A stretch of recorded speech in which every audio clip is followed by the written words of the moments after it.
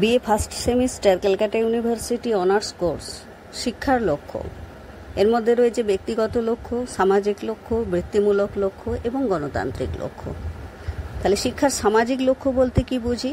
শিক্ষার সামাজিক লক্ষ্য বলতে বোঝায় শিক্ষার সমাজে সুনাগরিক তৈরি, সামাজিক সংহতি বৃদ্ধি, সমতা ও ন্যায় বিচার প্রচার এবং সামাজিক রীতিনীতি, মূল্যবোধ ও প্রতিষ্ঠান সম্পর্কে শিক্ষার্থীদের ধারণা তৈরি করে, যাতে তারা সমাজে ইতিবাচক অবদান রাখতে পারে। শিক্ষার সামাজিক লক্ষ্যগুলো হলো: 1. সামাজিক সংহতি তৈরি। শিক্ষা সমাজের মানুষকে একত্রিত করে এবং সামাজিক বন্ধন দৃঢ় করে। 2. সমতা ও ন্যায় বিচার প্রতিষ্ঠা। শিক্ষা সমাজের সকল স্তরের মানুষের মধ্যে সমতা ও ন্যায্যতার ধারণা তৈরি করে। 3. নাগরিক সচেতনতা ও সামাজিক অংশগ্রহণ। শিক্ষা শিক্ষার্থীদের তাদের সমাজে সক্রিয়ভাবে অংশগ্রহণ করতে এবং সামাজিক সমস্যা মোকাবিলায় সাহায্য করে। সামাজিক রীতিনীতি ও মূল্যবোধের বিকাশ। 4. শিক্ষা শিক্ষার্থীদের সামাজিক রীতিনীতি, মূল্যবোধ ও আদর্শের সাথে পরিচিত করে তোলে। সামাজিক ও জাতীয় উন্নয়ন। 5. শিক্ষার মাধ্যমে দেশ ও সমাজের সামগ্রিক উন্নয়ন ঘটে এবং শিক্ষার্থীরা সামাজিক অগ্রগতির পথে অবদান রাখতে শেখে। ব্যক্তিগত ও সামাজিক স্বার্থের সমন্বয়।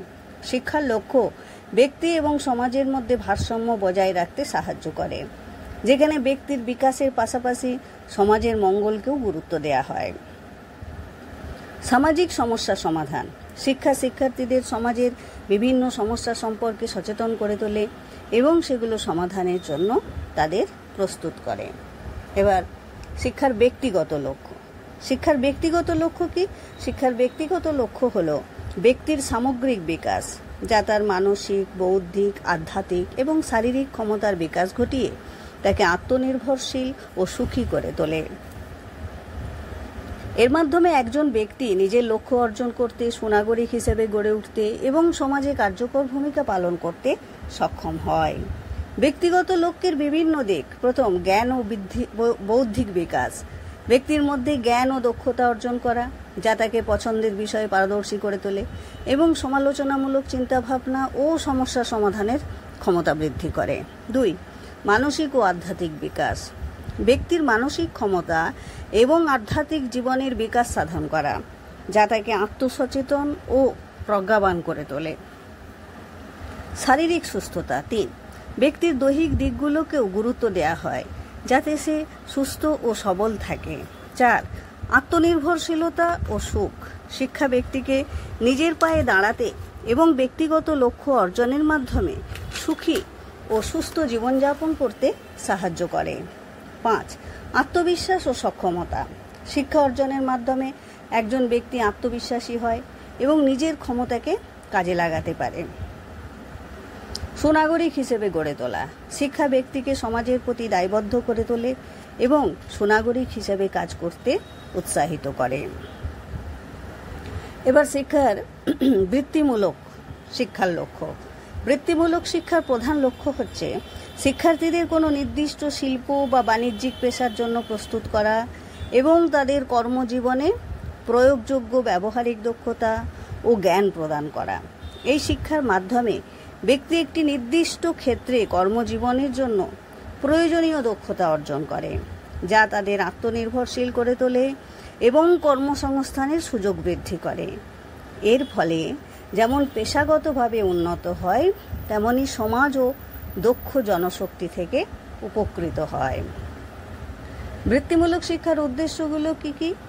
1. ব্যবহারিক দক্ষতা অর্জন। শিক্ষার্থীদের এমন সব ব্যবহারিক জ্ঞান ও দক্ষতা প্রদান করা হয়, যা সরাসরি তাদের পেশাগত জীবনে কাজে লাগে। 2. পেশাগত প্রস্তুতি। একটি নির্দিষ্ট পেশা বা ব্যবসায় সফল হওয়ার জন্য প্রয়োজনীয় জ্ঞান ও দক্ষতা অর্জনে সহায়তা করে।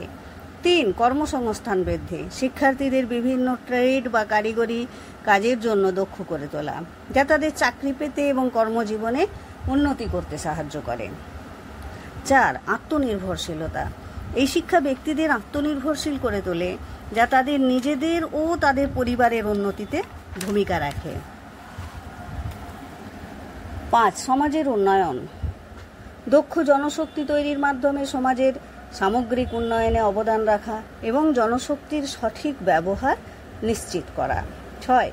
ব্যক্তিগত ক্ষমতা বৃদ্ধি। শিক্ষার্থীদের মধ্যে পেশাগত পছন্দ, পেশাগত পরিবর্তন এবং সংশ্লিষ্ট সমস্যা সমাধানের সক্ষমতা তৈরি করা। শিক্ষার গণতান্ত্রিক লক্ষ্য হল এমন নাগরিক তৈরি করা যারা সক্রিয়ভাবে গণতান্ত্রিক প্রক্রিয়ায় অংশগ্রহণ করতে সক্ষম, সমাজে ইতিবাচক অবদান রাখতে পারে, সমালোচনামূলক চিন্তাভাবনা করতে পারে এবং নিজেদের ও অন্যদের অধিকার সম্পর্কে সচেতন থাকে। এই লক্ষ্য অর্জনের জন্য শিক্ষা সমালোচনামূলক চিন্তাভাবনা, সৃজনশীলতা এবং নৈতিক বিকাশে জোর দেয়, যাতে ব্যক্তিরা তাদের সম্পূর্ণ সম্ভাবনা উপলব্ধি করতে পারে এবং একটি শক্তিশালী, ন্যায্য ও সহযোগিতামূলক সমাজ গঠনে সাহায্য করতে পারে। এবার হচ্ছে শিক্ষার গণতান্ত্রিক লক্ষ্য। শিক্ষার গণতান্ত্রিক লক্ষ্য হচ্ছে নাগরিক তৈরি করা। গণতান্ত্রিক নাগরিকত্ব তৈরি করা।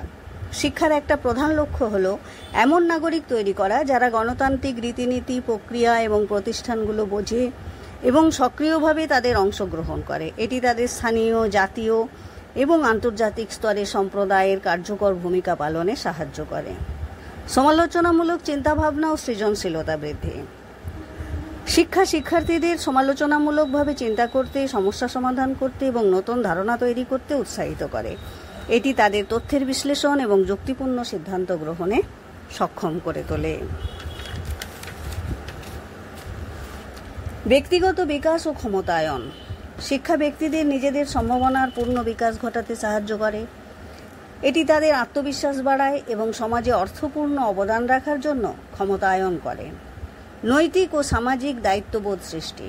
গণতন্ত্রের জন্য এমন নাগরিক প্রয়োজন যারা শুধু নিজেদের অধিকারই বোঝে না, বরং সহনাগরিক ও সমাজের প্রতি তাদের দায়িত্ব সম্পর্কেও সচেতন থাকে। শিক্ষা নৈতিকতা ও মূল্যবোধের মাধ্যমে এই দায়িত্ববোধ জাগ্রত করে।